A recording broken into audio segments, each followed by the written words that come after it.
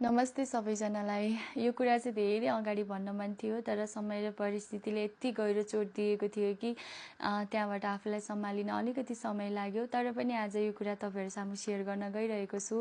हजुरहरू सबैजनालाई अवगत छ, रोड एक्सिडेन्टबाट चाहिँ मेरो आमाले हामी सबैलाई सदाको लागि छोडेर जानुभयो। हामी टुहुरो भयौँ। आधा अधुरो परिवारलाई सम्हाल्न र सम्हालिन निकै गाह्रो भएको छ, तर पनि हामी आफूलाई सम्हालिने प्रयास गरिरहेका छौँ।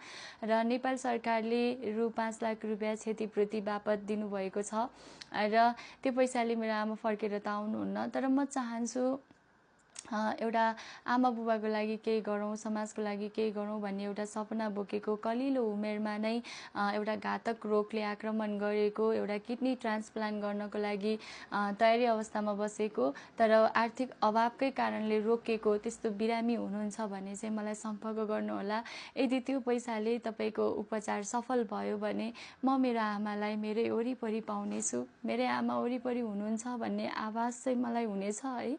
त्यसैले त्यस्तो बिरामी कोही हुनुहुन्छ भने चाहिँ मलाई सम्पर्क गर्नुहोला निर्धक्क भएर। Thank you so much.